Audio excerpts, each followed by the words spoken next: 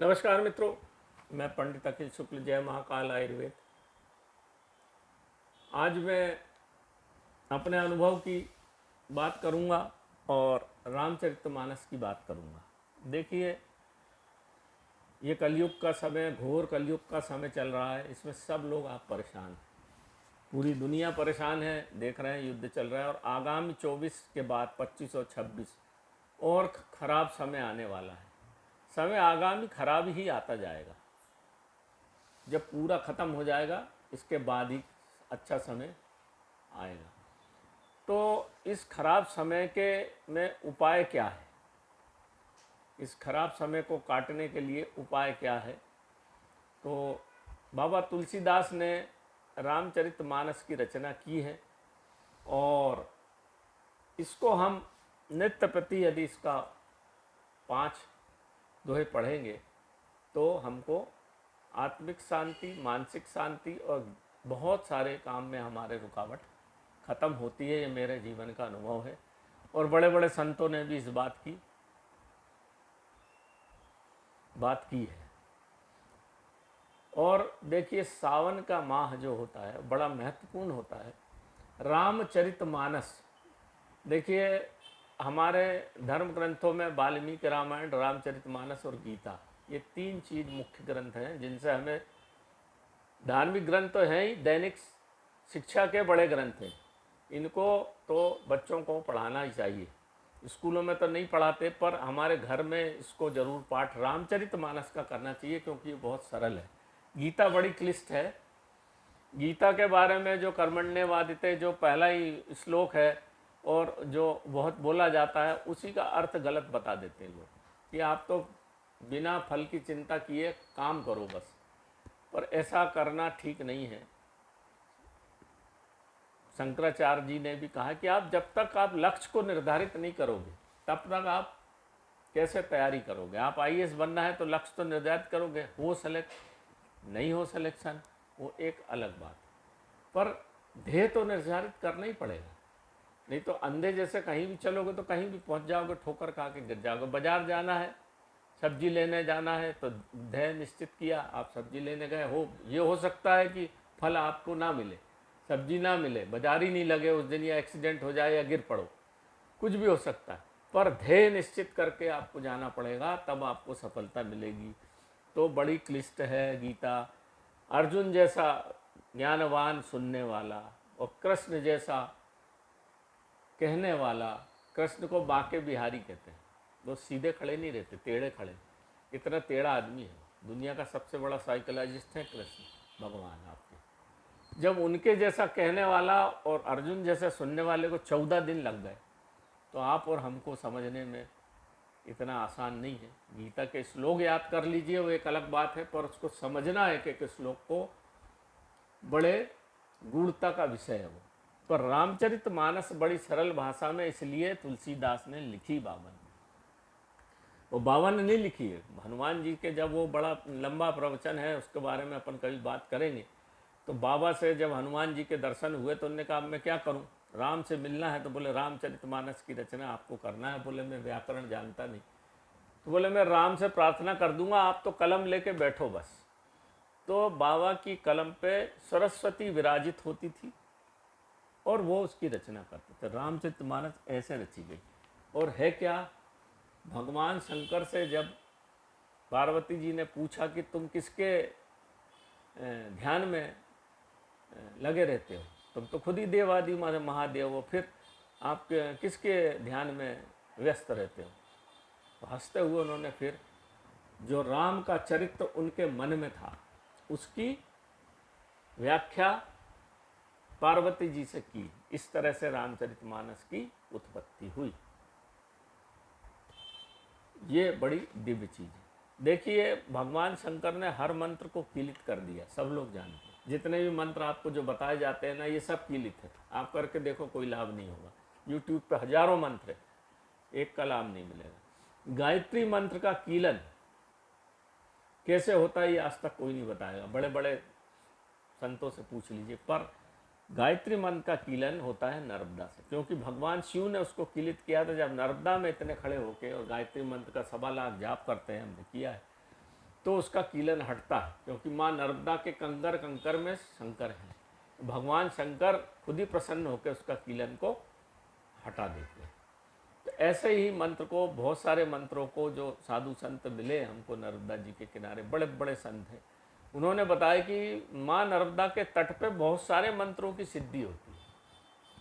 उसके जल में विराजित होकर, उसकी गोद में, माँ नर्मदा की गोद में बैठ के, माँ नर्मदा की जब गोद में बैठ के आप कोई मंत्र का जाप करते हैं तो भगवान शिव का आशीर्वाद प्राप्त होता है। और देवादिदेव महादेव मंत्रों के, अघोर मंत्र हो चाहे कोई सा भी मंत्र हो, सबके देवता है, उनके मुट्ठी में है सब, उनको प्रसन्न करना पड़ता है तो सिद्ध होता है वो मंत्र, तब आपको उसका लाभ मिलता है। परंतु सरल भाषा में हम करें क्या, ये रामचरितमानस में वर्णित है।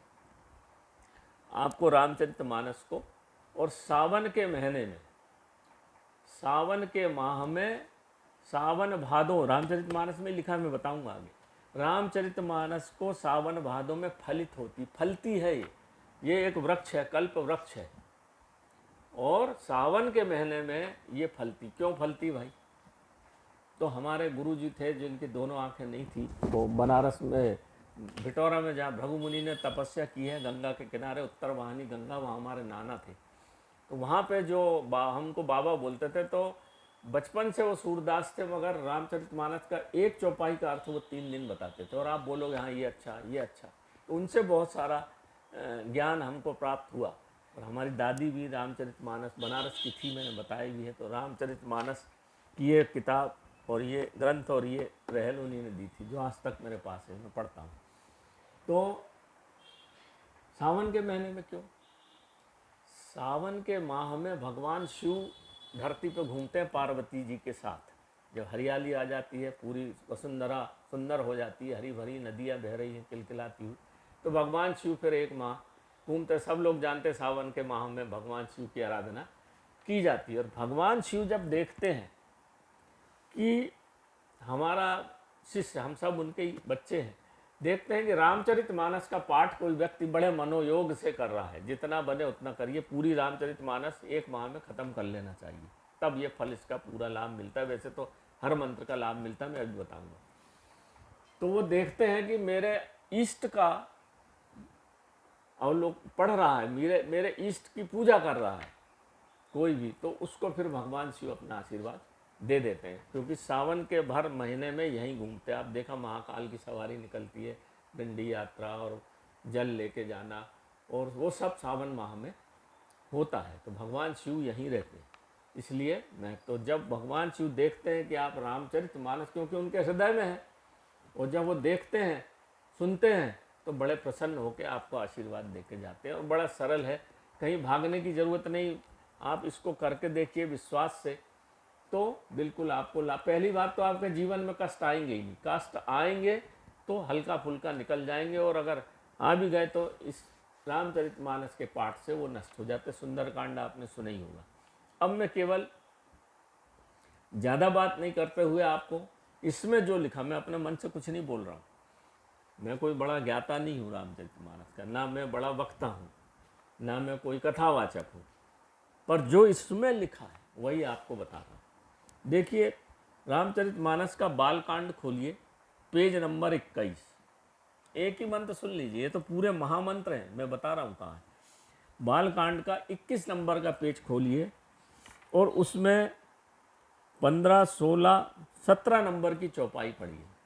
बालकांड 21 नंबर पेज और 17 नंबर चौपाई, पूरी रहस्य है सुंदर, ये रामचरितमानस का रहस्य। अब ये चौपाई में पढ़ता हूँ, आप समझिए। इसमें लिखा है, गुर पितु मातु सहस भवानी, नहीं ये नहीं, कली विलोक जग हित हर गिरजा, कली विलोक जग हित हर गिरजा, गिरजा यानी जगत जननी माँ पार्वती। उन्होंने शंकर जी से बोला कि जगत कल्याण के लिए कुछ बताइए। तो सावर मंत्र जाल जिन सिरजा, ये सावर मंत्र का जाल है, सावर मंत्र जाल जिन सिरजा, सिरजा यानी बनाना, सावर मंत्रों का जाल है रामचरितमानस। सावर मंत्र जो बहुत जल्दी सिद्ध होते हैं और भगवान शिव ने ही कहा है ये, तो कीलन भी हट गया। बात की गंभीरता को समझिए, ये बारीक बातें हैं, इनको कोई कथावाचक आपको नहीं बताएगा। ज्ञान हो तो बताएं, फालतू की बात उल्टी सीधी करते हैं, मुझे बड़ा दुख होता है सुन के। तो जो काम की बात हो बताइए, जिससे लोग फायदे हो जाए, और किसी से पूछने की ज़रूरत नहीं, आप तो खुद पढ़िए, और इतनी सरल भाषा में है कि हर आदमी जान सकता है। तो कलि विलोक जग हित हर गिरजा, और सावर मंत्र जाल जिन सिरजा। ये पूरे सावर मंत्र, रामचरितमानस पूरी सावर मंत्र है। और अगला सुनिए अब, अन्न मिल आखर अरथ न जापू, और प्रगट प्रभाव महेश प्रतापू। इन सावर मंत्र को पढ़ने के लिए कोई आसन की जरूरत नहीं। हर मंत्र में आपको लगेगा लाल आसन होना, उत्तर तरफ मुंह होना, नहाने को होना, और जमाने भर की माला होना, उसकी तुलसी की माला होना, तो कमलगट्टा की माला होना, तो नहा के बैठो, तो सवेरे बैठो कि शाम को बैठो, और एक ही टाइम पे मंत्र। इसमें कोई किसी चीज़ की आवश्यकता नहीं है। अनिमल आखर अर्थ न जापू, इसके कोई शब्द भी विशेष नहीं है, सरल शब्द है, न इसको कोई ज़्यादा लाग लपेट की जरूरत नहीं है। प्रगट प्रभाव महेश प्रताप, आप जब इसको महेश यानी शंकर जी के प्रभाव से, साफ लिखा कीलित हो गया, हर मंत्र इसका कीलित हो गया, इसमें लिखा है बाबा ने, और सरस्वती माता ने लिखा है कि प्रगट प्रभाव, इसका प्रभाव प्रकट अपने आप होता है महेश के प्रताप से। महेश मतलब शिव के प्रताप से। और सावन के माह में भगवान यहीं रहते हैं। तो इतना अच्छी चीज़ है, इतना बढ़िया। अपने बच्चों को भी समझाइए, 5 चौपाई रोज पढ़िए बस। और अगर आपकी श्रद्धा हो तो सावन और भादों एक एक बार इस रामचरितमानस को पूरी ख़त्म करिए। वो मंडली बुला के ढोलक बजा के वो कोई मतलब नहीं भैया, उससे कोई फ़ायदा नहीं। अखंड रामायण करा दी, जल्दी जल्दी करा दी, चाय पी ली और ढोलक बजा ली, मंजीरा बजा लिया, उससे लाभ नहीं होता। बड़े प्रेम भाव से एक दीपक जलाइए, जब दीपक जलते रहना चाहिए जब तक आप रामचरितमानस का पाठ करें। थोड़ी सी धूप कर दीजिए, और रामचरितमानस को आप जितनी पढ़ सकें, 25-50 चौपाई अगर आप रोज़ पढ़ते हैं तो एक माह में ये ख़त्म हो जाती है पूरी, और आपको प्रभाव समझ में आ जाएगा। आपके घर का कोई काम रुका है, कोई भी बड़े से बड़ी परेशानी पड़ रही है आपके जीवन में, इसको कर लीजिए, सावन के माह में ख़त्म। आपकी परेशानी बिल्कुल जड़ मूल से ख़त्म हो जाएगी।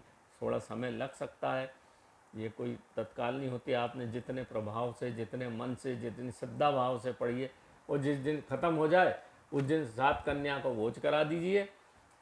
जितनी आपकी दक्षिणा हो, केले फल जरूर देना चाहिए कन्या को, फल और मीठा, कोई भी मिठाई देके, और सवा रुपया, 11.25 रुपया जो देना दे दीजिए, एक वस्त्र दे दीजिए, और उसका फिर ये विधान पूरा हो जाता है। रामचरितमानस में कोई ज़्यादा लाग लपेट नहीं है। तो ये मित्रों, ये छोटी सी बात थी, और भी बातें हैं बहुत इसके अंदर, तो गूढ़ से गूढ़ रामचरितमानस से जितना आप पढ़ते जाएंगे, रहस्यमय है, उतना खुलते जाएगा। मेरे को भी यहीं से प्राप्त हुआ है सब कुछ, तो भगवान की कृपा से। और ये सावन का महीना बढ़िया चल रहा है। कल सावन सोमवार था, आज मंगलवार है। पढ़ दीजिए आप आराम से, आपको किसी को बुलाना नहीं है, आपको स्वयं करना है। आप पंडित जी उठा के वो नहीं, वो तो उनका मन तो और कहीं रहता है, वो तो पैसे मिलेंगे तो बेकार में पढ़ते हैं। तो आपकी सब समस्याएं समाप्त हो जाएंगी। इतना बढ़िया अमृत भगवान ने दिया है रामचरितमानस। और राम शब्द ही ब्रह्म से क्यों लिया शिव ने। रा और माँ देखिए, ओम ओ माँ, ओम अंदर जाता, हम शब्द नहीं है, ओम साउंड है, और राम अक्षर है, 2 अक्षर हैं, रा और माँ। ये क्यों लिए ब्रह्म से। असल में जो नामा लोगों को आपने देखा होगा, बड़ा चुंगा ऐसा लगे गूं करते हैं, तो राम और ओम का मिला हुआ शब्द, जैसा आप बोलते हैं ना ओम, ऐसा ओम नहीं है, ऐसा साउंड नहीं है, ये ब्रह्म का साउंड है। उससे पूरा सृष्टि की रचना हुई है आवाज़ से। तो वही राम और ओम के मिलने से जो आवाज़ निकलती है, वो चोंगे से जो निकालते हैं, वो चोंगा क्यों बजाते हैं। आप लांबा लोगों के बारे में ज़्यादा जानते नहीं हैं, तो जानना चाहिए। उनकी जो संस्कृति है उनने बचा के रखी है, बहुत बढ़िया है वो। और वो कोल संप्रदाय के हैं, नाथ संप्रदाय कोल संप्रदाय के हैं, वो ब्रांच है। तो वो उनके पास आज भी गूढ़ विज्ञान है, उन्हें सब संभाल के रखा है। वहीं से मेरे को पता चला था कि वो जो साउंड निकलता है, आप ऐसा करके पूरा शरीर में घुमाइए तो आपको बहुत लाभ मिलेगा। तो रामचरितमानस का मैंने आपको बता दिया, रा और माँ को बता दिया भगवान शिव ने राम को क्यों चुना, अक्षर को क्यों चुना, और फिर उसके चरित्र का पूरा विवरण किया है। बढ़िया करेंगे आप, प्रसन्न, आप पढ़ के उठेंगे ना आपको बहुत प्रसन्नता लगी, मन में एकदम हर शीतलता। करके देखो, मैं तो कहता हूँ आप करके देखो, नहीं समझ में आए तो मत पढ़ना भाई। मेरे को तो लाभ मिला, जिसको मैंने बताया सबकी समस्याएं खत्म हुई, क्योंकि जीवन में फिर आप भटकते रहते हैं, यहाँ समय और पैसा दोनों नष्ट होता है। तो इतना अच्छा अमृत बरसाया है भगवान ने, शिव ने, फिर भी हम उसका पान नहीं करें तो इसके लिए कोई दोषी नहीं, हम खुद ही दोषी हैं। तो नमस्कार मित्रों, मैं जय महाकाल आयुर्वेद, ये छोटी सी बात मेरे जो समझ में आई, मेरे छोटी बुद्धि में जो कुछ आया मैंने आपको बता दिया। आपको समझ आए तो सार स्वीकार करें, नहीं समझ आए तो आपकी मर्जी। जय श्री राम।